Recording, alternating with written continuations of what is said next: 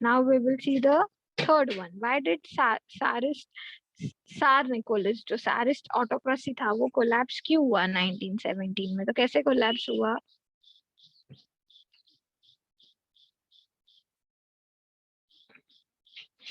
एक एक लाइन एक एक चीज डिस्कस करने की, कि हम लोग ने देखा कैसे पीजेंट्स वर्क करते थे उनके लैंड पे, राइट, बट किसको ये जाता था पूरा profit was given to landowners. कैसे लोगों में गुस्सा कैसे आया पहले वो बताने का।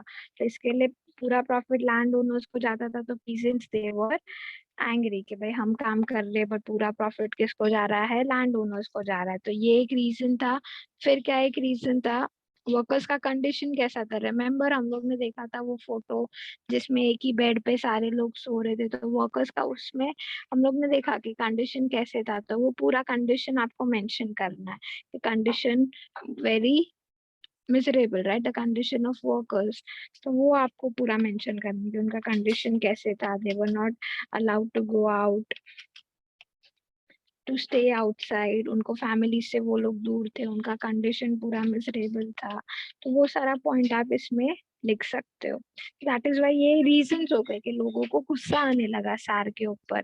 फिर हम लोग ने देखा उन्होंने क्या किया, वो ट्रेड यूनियन फॉर्म नहीं कर पा रहे थे, लोगों को ट्रेड करना था but that was also not possible. फिर क्या था,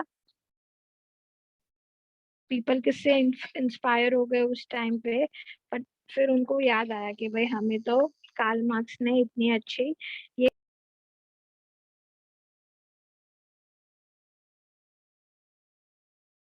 सकते हो कि कैसे कार्ल मार्क्स की टीचिंग से लोग इंस्पायर्ड हुए and they started raising voice. तो वो पार्ट आप ये कर सकते हो, इलेबोरेट कर सकते हो। और क्या क्या कर सकते हो बोलो?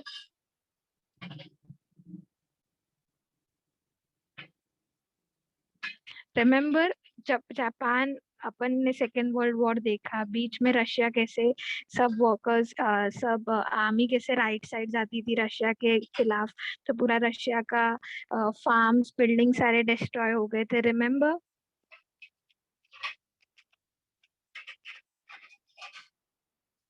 You Yes, guys on? या थैंक यू दक्ष।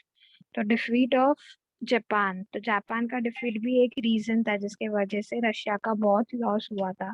तो आप वो लिख सकते हो कि defeat of Russia against Japan was one such case जिसके वजह से लोग भड़के हुए थे। तो ये आपको पूरा आंसर लिखना पड़ेगा कि पहले तो आपको बताना पड़ेगा कि कैसे लोगों के अंदर क्यों था सार के अगेंस्ट गुस्सा, फिर कैसे उन्होंने उसका पूरा ये ऑटोक्रेसी था वो कैसे कोलैप्स किया।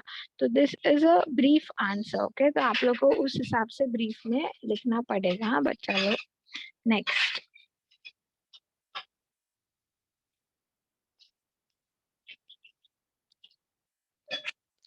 Make two lists, one with the main events and the effect of February Revolution, and other with the main events and effect of October Revolution। ठीक है, तो दो ही रिवॉल्यूशन हमने पढ़े ये चैप्टर में, फेब्रुवरी और अक्टूबर रिवॉल्यूशन। फिर आपको क्या करना है, you need to write a paragraph on who was involved in each, के हर एक पर्सन के बारे में लिखना है कि कौन कौन से इसमें इन्वॉल्व था। फेब्रुवरी इसमें इन्वॉल्व था रिवॉल्यूशन में या अक्टूबर के रिवॉल्यूशन में? Who were the leader and what was the impact of each of Soviet. तो इसका फर्स्ट हाफ मैं बता देती हूँ। जैसे फेब्रुवरी का अगर हम बात करें तो वी हैव सीन 22 फेब्रुवरी को क्या हुआ था। Now this is history, right? तो यू नीड टू लर्न या एटलीस्ट रिकलेक्ट डेट्स। बच्चा लोग डेट्स आपको याद रखना पड़ेगा। तो ये याद आया कि एक लॉकआउट हो गया था फैक्ट्री का जहाँ पे सारे ग्रुप्स ने स्ट्राइक डिसाइड कर लिया था। कहाँ पे? जो सेंटर था कैपिटल का, सेंटर कौन सा था कैपिटल का? वो प्लेस जिसका नाम जापान से रिलेटेड था पर इन लोग ने चेंज कर दिया।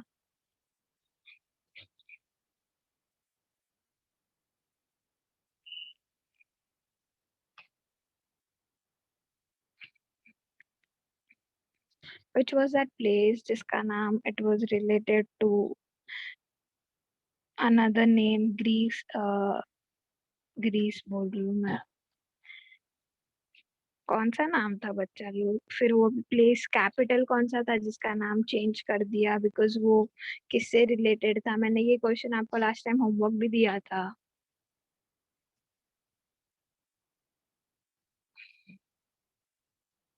Are you guys there in the lecture? Yes, ma'am. Yes, ma'am. Thank you.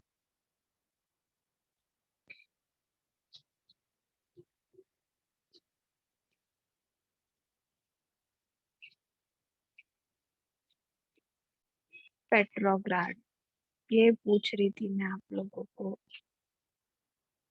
तो सेंटर ऑफ कैपिटल मतलब क्या, पूरे प्लेस का, रशिया का वो पूरा कैपिटल उस टाइम पे सेंट्रोगढ़ था, जहाँ पे ये लोग ने जाके क्या किया, लोग इकट्ठा हो गए थे, रिमेम्बर, फिर कर्फ्यू लगा दिया गया था। तभी मैंने बोला ना कि सारे लोग ग्रुप्स में डिस्ट्रीब्यूट कर दिए थे, बट ये कर्फ्यू के लिए सब एक साथ आ गए थे, they went for strike, remember. तो ये सारे इवेंट्स, तो ये पूरा चैप्टर आपको गो थ्रू करना पड़ेगा। फिर फेब्रुवरी रिवॉल्यूशन में कौन कौन सा इवेंट आया, तो मैंने ये एक इवेंट आपको बताया, 22 फरवरी को लॉकआउट हुआ था।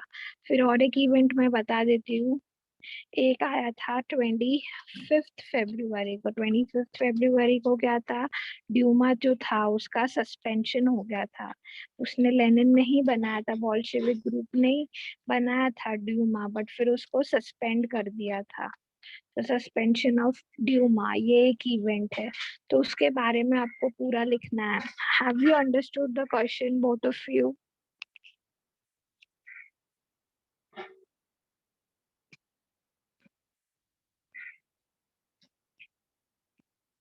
डोंट, ओके, ठीक है, चलो फाइन।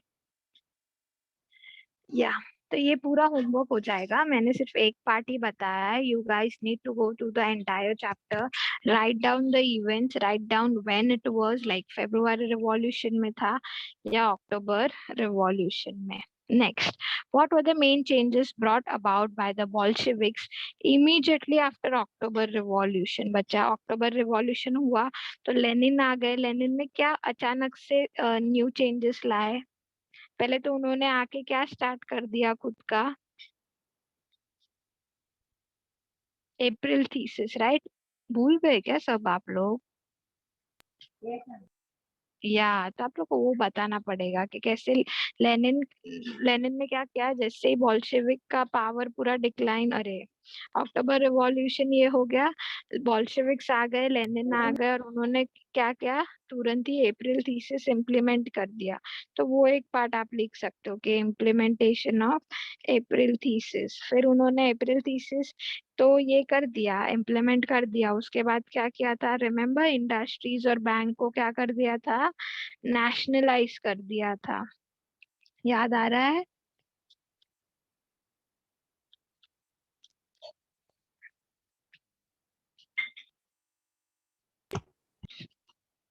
फिर क्या किया था, लैंड को क्या कर दिया था, सोशल प्रॉपर्टी डिक्लेयर कर दिया था, राइट?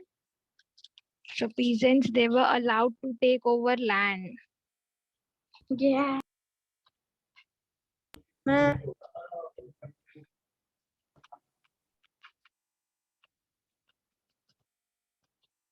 मैं बोलो बच्चा, आपका आवाज ब्रेक हो रहा है।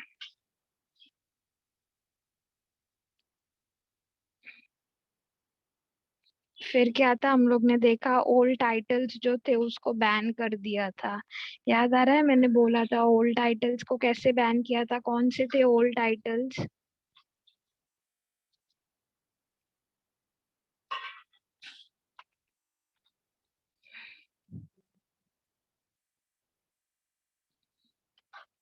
जैसे मैंने बोला था ना, बिसार, निकोलस 2, 3, तो ये जो जनरेशन वाइज जो ये नेम्स आते हैं उनको उन्होंने बैन कर दिया था।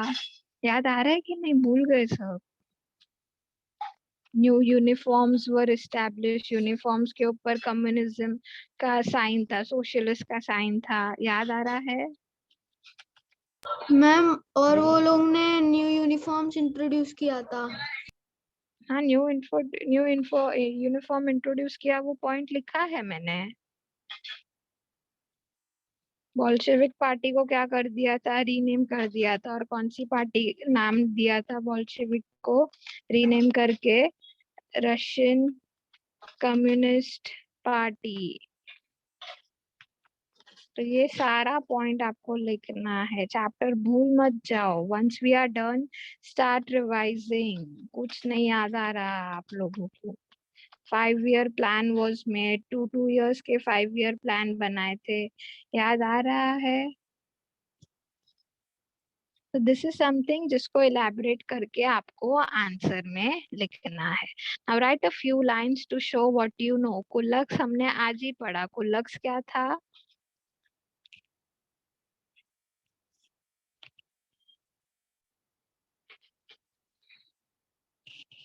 Don't tell me you guys don't remember. आज ही हम लोग ने देखा ना अभी कुल्लक्स के बारे में। What do you mean by kulaks? ये देखो ना, यहाँ पे हम लोग ने देखा ना कुल्लक्स। These were known as कुल्लक्स। तो मैम वो कुल्लक्स रशियन टर्म है। टर्म नहीं है। कुल्लक्स को मैंने बेसिकली क्या बोला, ये लोग कौन है? They are well to do peasants ना।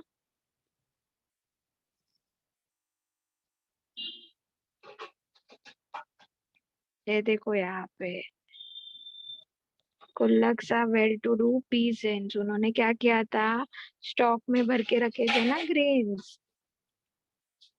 वही सब लिखना है आपको। That kulaks, what they did, the towns of Soviet Russia were facing a huge problem, right? The Kulaks were the one who were the well-to-do peasants. What they used to do,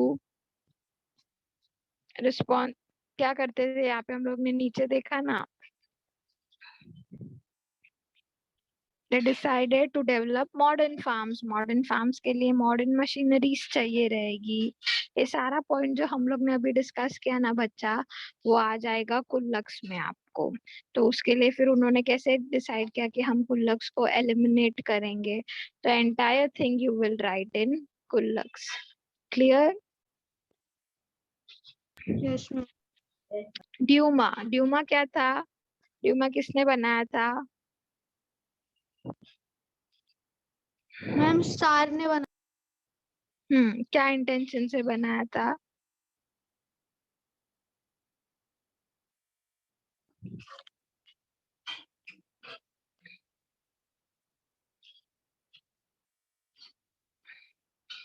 या Dumas क्या था?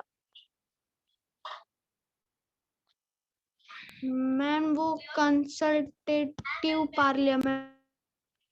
Thank you. Consultative parliament था। उसमें क्या किया उन्होंने? It was consultative parliament which was being created by सार। और उन्होंने क्या किया, जानबूझ के किसको डाल दिया था उसके अंदर? और ये ऐसे लोग थे जिनको थोड़े बहुत रूल्स परमिटेड थे, राइट? तो वो आ जाएगा। फिर ये कंसल्टेटिव पार्टी क्या करती थी? It was also known as,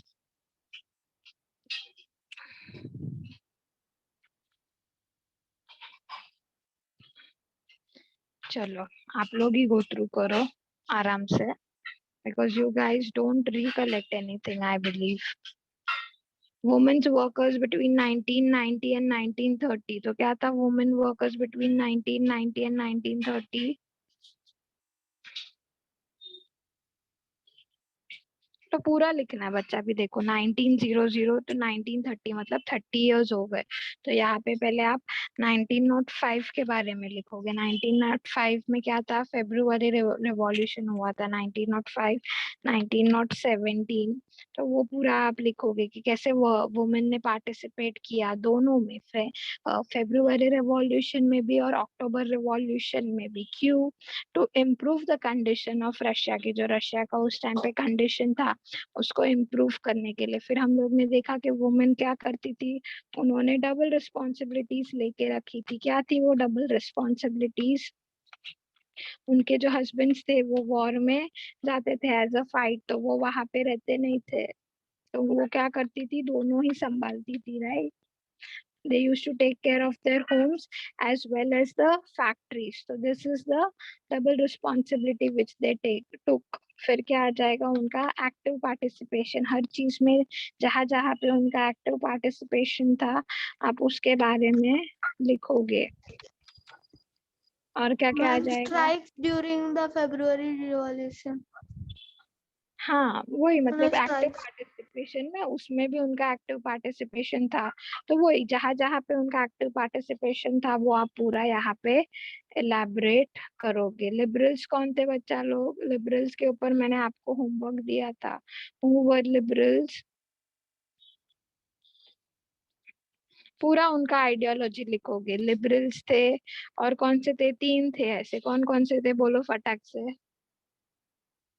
ma'am liberals, radialis और रेडिकल्स, रेडिकल्स, रेडिकल्स। रेडिकल, या रेडिकल्स, रिबलर्स, और कौन थे? तीन टाइप के थे ना।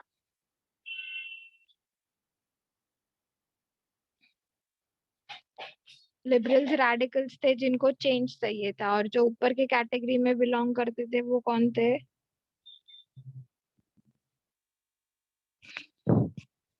नहीं मैम, हम नहीं पढ़ाई कर रहे हैं। आप होमवर्क देते हो, हम लिख देते हैं बस। उसके बाद सोशल। हम थोड़ी चैप्टर रिवाइज करते हैं उसके बाद मैम।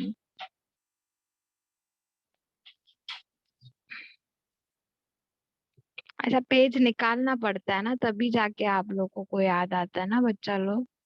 ऐसा नहीं करने का। हिस्ट्री है, थोड़ा पढ़ो।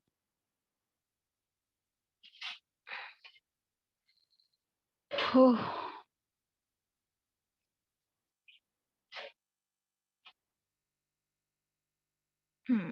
अभी बताओगे थर्ड कौन थे? कंजर्वेटिव। थैंक यू, याद आया। Yes first ma'am. चैप्टर है मैम, हम तो अभी चैप्टर के लास्ट में पहुंच गए, ऐसे कैसे याद आएगा हमको? तो यहाँ पे पूरा लिबरल्स के बारे में लिखना है बच्चा। लिबरल्स कौन थे, तो उनकी पूरी आइडियोलॉजी यहाँ से स्टार्ट होता है। देखो फर्स्ट ही पैराग्राफ में लिबरल्स के बारे में स्टार्ट होता है, that they were the one who wanted a nation which tolerated all religion. We should remember, नहीं ये वाला पार्ट नहीं, who wanted nation to tolerate all religions, फिर they oppose the uncontrolled power of dynastic rulers, they wanted to safeguard the right of individual against government। ये पूरा paragraph liberals के ऊपर ही है, तो ये पूरा पैराग्राफ आप लिखोगे, ठीक है। स्टेलिन्स कलेक्टिवाइजेशन प्रोग्राम आज ही हम लोग ने पढ़ा। चलो चालू हो जाओ, क्या क्या आएगा? क्या क्या प्रोग्राम था उसने, क्यों प्रोग्राम स्टार्ट किया? उन्होंने देखा कि पीजेंट्स क्या कर रहे थे, पीजेंट्स कलेक्टिव फार्मिंग कर रहे थे, स्टॉक में भर के रख रहे थे, जिसके वजह से people were suffering, there was a need but they weren't able to get it. तो क्या मोटिव से स्टार्ट किया था इन्होंने? मैम उसने बिलीव किया था कि कल्टिवेशन एग्रीकल्चर इम्प्रूव होगा ग्रेन सप्लाई से। उनका क्या मानना था कि ये जो ग्रेन का प्रॉब्लम हम फेस कर रहे हैं वो ठीक हो जाएगा, इसके लिए उन्होंने ये निकाला, क्या निकाला? कलेक्टिव फार्मिंग निकाला। देखो यहाँ से, हाँ बराबर। स्टेलिन का क्या आइडिया था? देखो यहाँ से आ जाएगा कि स्टेलिन का मानना था कि in the hope of higher prices holding stocks, नहीं, या तो आप यहाँ से लिख सकते हो कि उन्होंने क्यों स्टार्ट किया, कि उन्होंने फिर इन्वेस्टिगेशन स्टार्ट किया। तो ये भी पूरा आप लिख सकते हो, दैट इन्वेस्टिगेशन वाज स्टार्टेड, फिर रेड मारी गई थी। ये पूरा पार्ट आप लिख सकते हो कलेक्टिव फार्मिंग का, ठीक है। Yes ma'am. ओके, सो ये होमवर्क आपका क्या होगा?